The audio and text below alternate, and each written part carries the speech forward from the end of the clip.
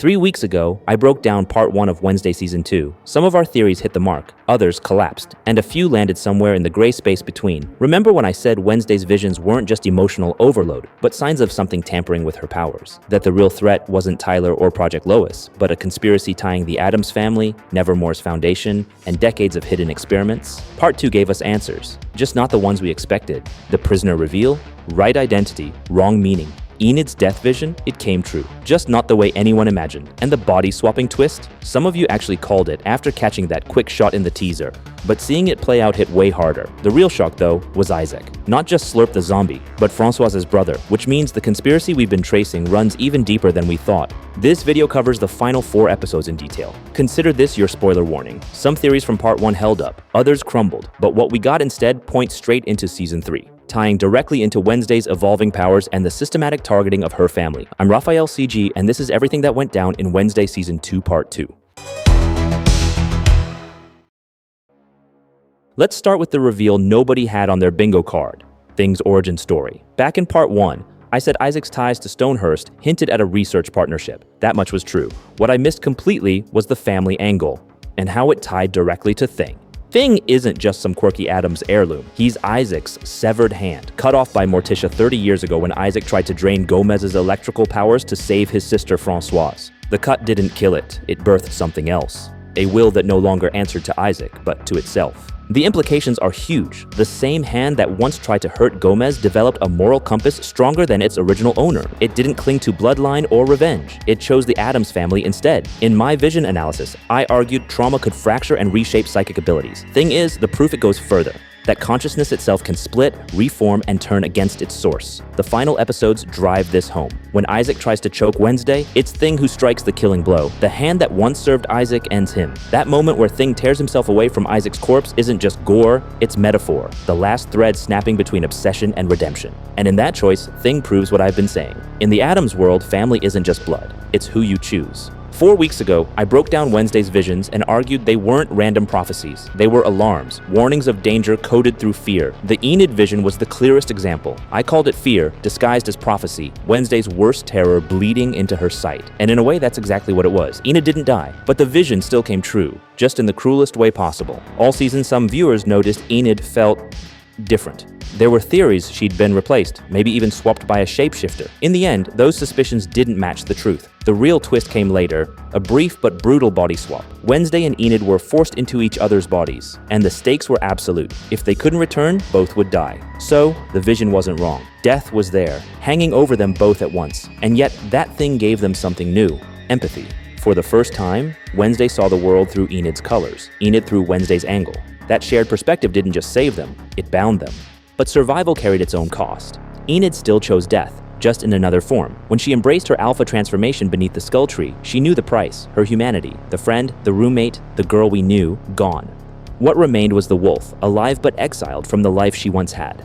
The vision was never about a body falling lifeless. It was about the death of self, the price of caring too much, the sacrifice that comes when love outweighs survival. Back in my Slurp breakdown, I argued Isaac wasn't some random resurrection, that he and Stonehurst were partners in something larger. That much was true. What I didn't see was the blood tie running underneath. Isaac wasn't just a colleague. He was Francoise's brother, Tyler's uncle, and every twisted experiment he carried out had a single purpose: to save her from the Hyde curse. 30 years ago, he built a machine to drain electrical abilities from outcasts like Gomez, hoping it could fuel a cure. Morticia intervened, cut off his hand, and brought the tower down. Isaac died. Gomez lost his powers. Everyone thought the story ended there. But obsession doesn't die with the body. As Slurp, even gnawing on brains just to think straight, Isaac's goal never changed. He would save his sister, even if the world burned for it. The tragedy? Francoise didn't want to be saved. The tragedy wasn't Francoise refusing a cure. The tragedy was that she wanted Tyler to have the chance she never did, a life free from the Hyde curse. But Tyler refused. He embraced the monster as part of himself. Their final clash wasn't symbolic, it was violent. 2 Hydes colliding on the roof of Nevermore. And when Francoise fell, it wasn't rejection. It was the cost of a curse passed from parent to child, a fight that ended the only way it could, with blood on the stones and a family legacy shattered.